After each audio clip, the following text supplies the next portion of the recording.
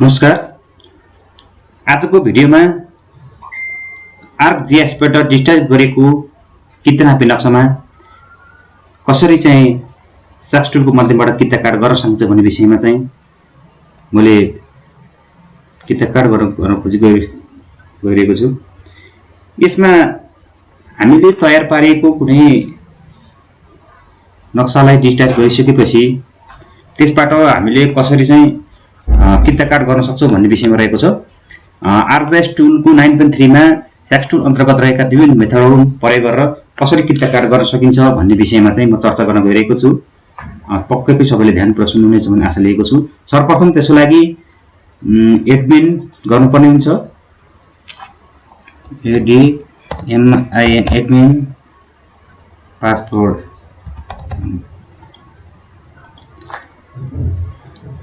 बनाइसकेको चिजलाई हामीले फाइलमा गएर ओपन जियो डाटाबेस, हाम्रो जो डाटामा राखेको डाटा कुन छ त्यसलाई खोज्ने। त्यसमा गएर मैले मानव जबबाट 1 भन्ने छ त्यसलाई म ओपन गरे। त्यसपछि यसमा गएर पासमा गएर जुम क्लियर गर्नुपर्छ। त्यसपछि यसलाई फुल रूपमा देख्न सकिन्छ। यो मध्ये मैले कुनै पनि किता सिलेक्ट गर्न सक्छु।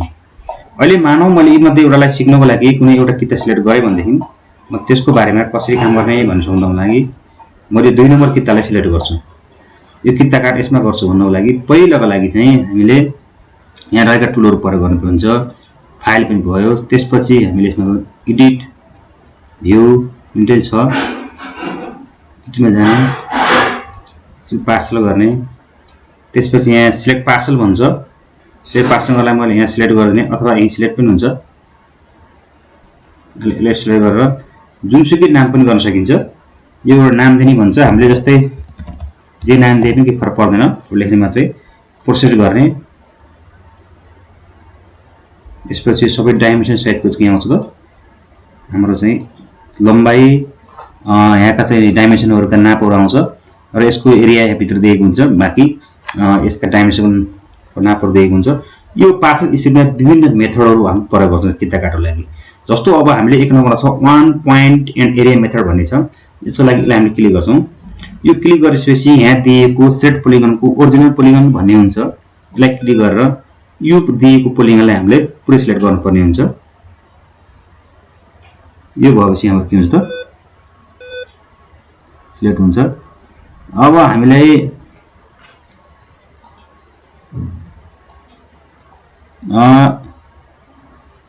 यहाँ चाहिँ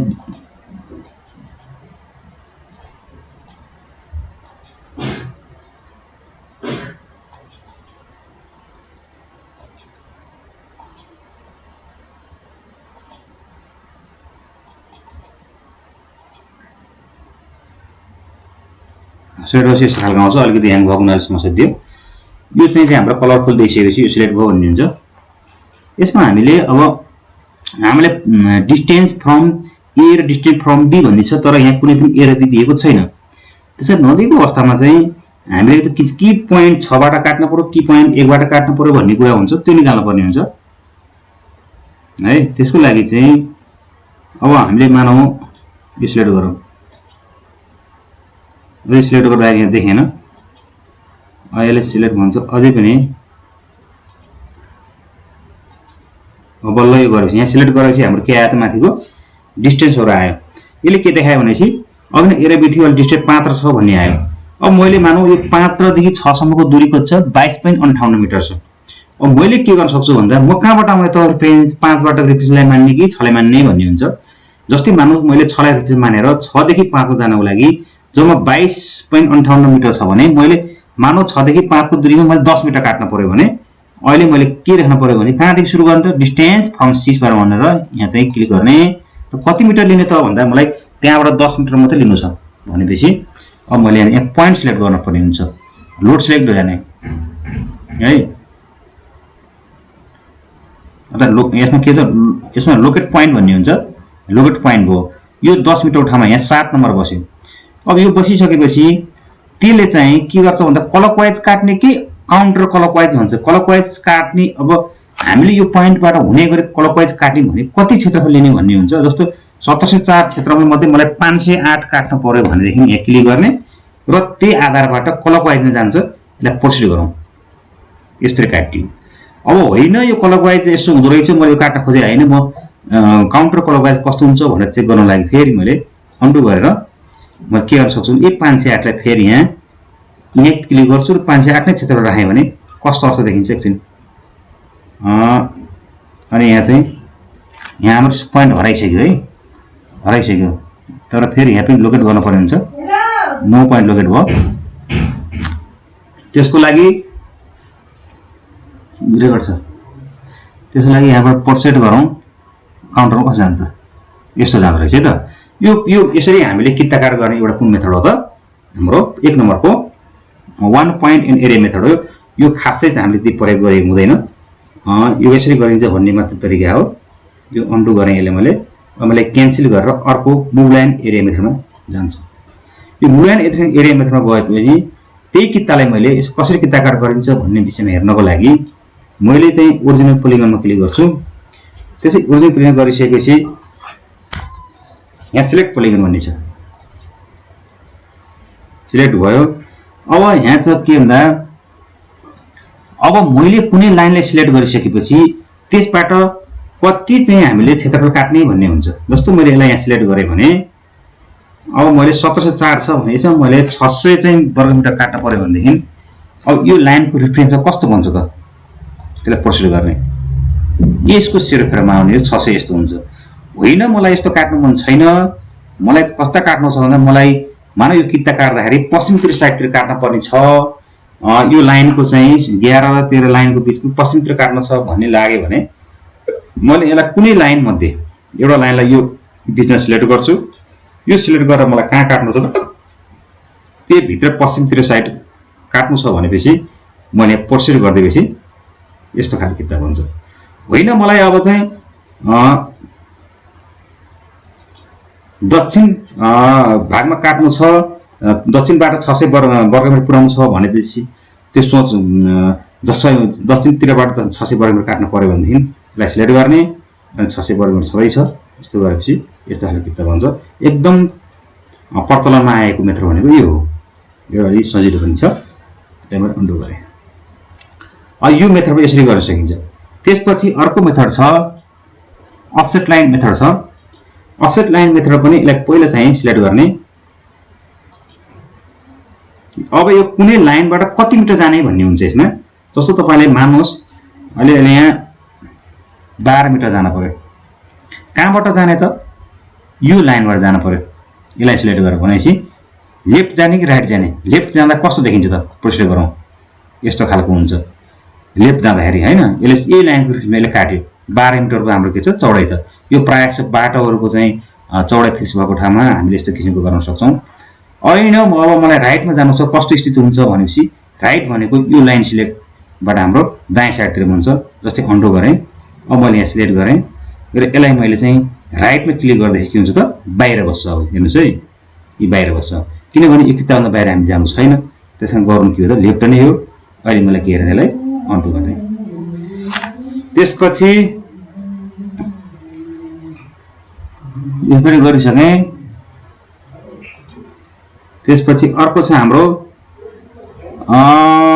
अप्सन जोइन्ट पोइन्ट भन्ने हुन्छ जोइन्ट पोइन्ट मेथडले गर्दाखेरि ओरिजिनल पोलिगन सिलेक्ट पोलिगन गर्ने अनि यहाँ के छ त भन्दा डिस्टेन्स फ्रम ए भन्ने छ तर डिस्टेन्स फ्रम छैन हामीसित अहिले यो सिलेक्ट भइसक्यो त्यसकारण फेरि हामीले लोड सिलेक्टेड भन्छ यहाँ जस्तो माने कुनै एउटा चाहिँ यहाँ गराइदिएपछि मान्नुहोस् अब हामीले यसलाई लोड सिलेक्ट भयो किनभने हामीसँग अङ्क जे छ 34 र 29 छ त्यहीबाट भने डिस्टेन्स फ्रम 34 बाट गर्ने भने अब हामीले पोइन्टबाट यसलाई चाहिँ जोइन्ट पोइन्ट हो कतिबाट त भन्दाखेरि लेन्थ कति लिने भन्ने हुन्छ यो बाट कति लेन्थ लिने त हामीले 34 बाट 29 मा जानको लागि फ्रम पोइन्ट टु पोइन्ट भन्ने भएपछि अब हामीले फ्रम पोइन्ट टु पोइन्ट भनेको यिनी पोइन्ट मध्ये जुनसुकै पोइन्टहरु कहाँबाट कहाँ जाने भन्ने हुन्छ पोइन्ट टु पोइन्ट हुन्छ यसले फ्रम डिस्टेन्स पोइन्ट 34 भन्ने छ बाट मैले कहाँ जानु पर्यो त लेन्थ कति लिनु पर्यो त मानले चाहिँ 45 मिटर है यसले कहाँ भनेपछि यसले यहाँ क्लिक गर्नु भन्छ सबभन्दा हामीले मेन काम भने यहाँ हो जस्तो 34 यहाँ छ म कहाँ जाने हो त 34 बाट यतापट्टिको 30 मा जान पर्यो भनेपछि यसलाई सिलेक्ट फाइनल गर्नु यसरी हुन्छ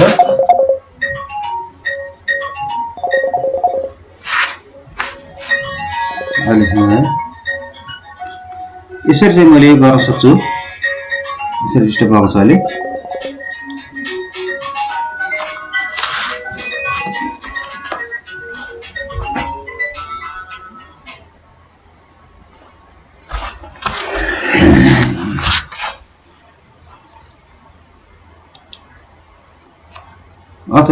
यसरी चाहिँ काटिन्छ है 34 बाट 30 गयो यसरी जोडेर यसले कुनै लेन्थ राख्दैन यसले चाहिँ के गर्यो भनेपछि पोइन्ट टु पोइन्ट जोड्ने यो कोलम खास उ छैन तर जोइन्ट पोइन्ट भएको हुनाले चाहिँ यसले के गर्ने त भन्दाखेरि यो 34 र 29 को बीचमा कुनै पोइन्ट हामीले निर्माण गर्न पर्यो भने यो चाहिने हो तर हामीले सिधै यी पोइन्ट टु पोइन्ट जोड्न पर्यो भने यतापट्टि कोलम चाहिने हो यसरी हामीले चाहिँ यहाँ किता चाहिँ किन्छौँ भने कति निस्किन्छ क्षेत्रफल यसले आफै अटोमेटिक निकाल्छ तर हामीले के हो त पोइन्ट मात्रै जोड्ने हो भन्ने कुरा हुन्छ त्यसको लागि काम गर्छौं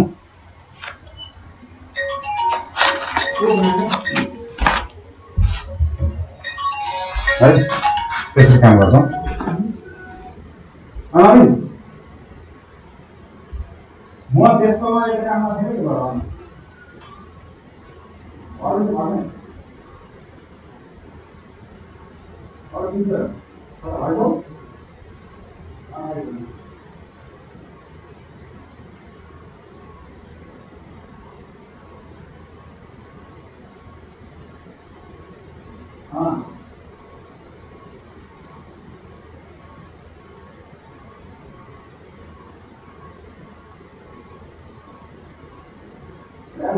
त्यो छैन पनि गाडी आउँछ रे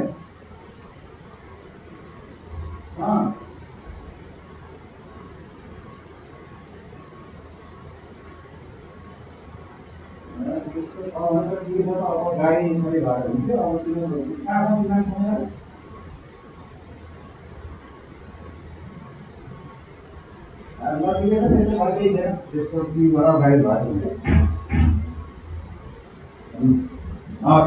मैं काम गर्दा थियो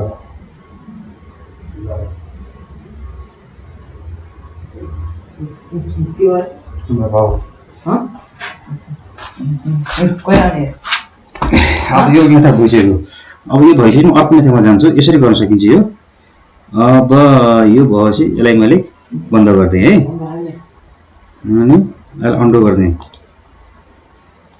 अब हामीले के जान्छौं भनेपछि यो चाहिँ हाम्रो जोइन्ट पोइन्ट मेथड हो अब मर्ज पोलिगन भनेको मर्ज गर्ने यसलाई आफै छैन अब जनरल एडिटिङ हामीले प्रायः सम्भवतः किता कार्डलाई प्रयोग गर्ने भनेको एउटा मुभ लाइन एरिया मेथड र जनरल एडिटिङ नै हो जनरल एडिटिङ मेथड कस्तो हुन्छ भने हामी फिल्डमा गइसकेपछि हामीले त्यहाँ पेन्सिलले यो लाइन देखि त्यो लाइनसम्म कति मिटर छ भनेर सिलेक्ट गरेर वहीँबाट टिपेर ल्यायौं भने त्यसबाट हामीले चाहिँ त्यो आएको रेकर्डबाट काम गर्न सक्छौं अब जनरल एडिटिङबाट काम गर्दाखेरि यसलाई चाहिँ सिलेक्ट गरे प्रिपेयर जनरल एडिटिङ भन्ने छ यसलाई क्लिक गरे यसले त्यसको लागि मैले अब कुनबाट गर्ने भन्ने हुन्छ जस्तो लागौं मलाई यो ठाउँ छ म फिल्डमा गए यो किताको लाइन हेरे यो किताको लाइन देखि पोइन्ट नम्बर 38 बाट उत्तरतिरको लाइन र पोइन्ट नम्बर 37 को बाट उत्तरतिरको लाइनमा फिल्डमा हेर्दाखेरि 10 मिटरको अन्तरमा के रहेछ त एउटा किता रहेछ त्यो 10 मिटरको अन्तरमा एउटा किता राख्न पर्ने रहेछ भनेपछि यसमा एउटा टुल हुन्छ यो टुलमा चाहिँ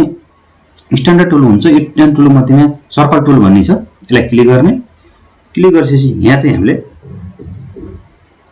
यो पोइन्ट क्लिक गर्ने रेडियस हान्ने रेडियस भनेको यो पोइन्टबाट कति माथि गयो त 10 मिटर गयो भनेदेखि 10 मिटर गरेर क्लिक गरिदिने इन्टर हुन्छ इन्टर गरेपछि यहाँ 10 मिटरको भाग यो पोइन्ट आयो अनि मैले फेरि के गर्छु भने यही पोइन्टमा जान्छु त्यसपछि यसलाई क्लिक गरेको छ यसलाई फेरि यहाँ क्लिक गरेर आर हान्दै भने फेरि यहाँ पनि कति त ल यहाँ 12 हुन सक्छ 12 मिटर हान्दै अब म के गर्नु यो पोइन्ट जोड्छु एउटा लाइन जोड्दिने जति चाहिँ क्षेत्रफल छ त्यही मान्ने हुनको लागि चाहिँ हामीले यो प्रोसेस गर्छौं अब मैले के गर्छु यसलाई जोड्दिन्छु यहाँबाट पेन्सिल छ यहाँबाट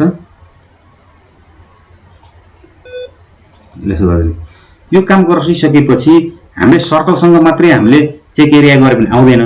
तर मैले के गर्नुपर्ने हुन्छ त्यसलाई यसलाई सिलेक्ट गरेर यो सर्कल हटाउनु पर्ने हुन्छ। डिलिट गर्ने डिलिट गर्ने। अब कति क्षेत्रफल आयो भन्ने कुरो यसलाई चेक एरिया गर्ने। यो 312 चाहिँ 0.69 यसको क्षेत्रफल हुँदो रहेछ। यसरी हामीले अन्तिममा फाइनालाइज गरेपछि किता नम्बर हाल्न सकिन्छ। यो एउटा जनरल मेथडको राम्रो पक्ष हो। अब यसबाट पनि हामीले अर्को के गर्न सकिन्छ भन्दा अनडु गरे मैले मानव एक कितालाई यस्तो जिगज्याग भएको लाइन छ। अहिले त हाम्रो सिधा केही छैन। कुनै किता कस्तो आउँछ भन्दा अहिले घुमेको छ तर त्यो घुमेकै सतहमा हामीले एउटा अफसेट तानेर बाटो निकाल्नु पर्ने छ भनेपछि त्यस्तो अवस्थामा चाहिँ जनरल युटिलिटी मेथड राम्रो मानिन्छ। त्यसको लागि फेरि मैले सिलेक्ट गर्नुपर्ने जस्तै यहाँ सिलेक्ट गरेँ।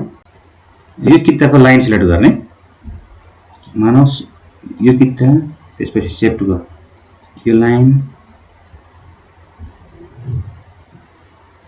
यसलाई यस्तो तीनटा लाइनमा यो किसिमको बाटो लगाउनु पर्ने छ मैले भनेपछि अब मैले यहाँ चाहिँ जानुपर्ने हुन्छ। यहाँ यसो टुलमा गएर यहाँ ट्रेस टुल भन्ने हुन्छ। ट्रेस गर्ने र मैले यहाँ चाहिँ बाहिर राखेँ।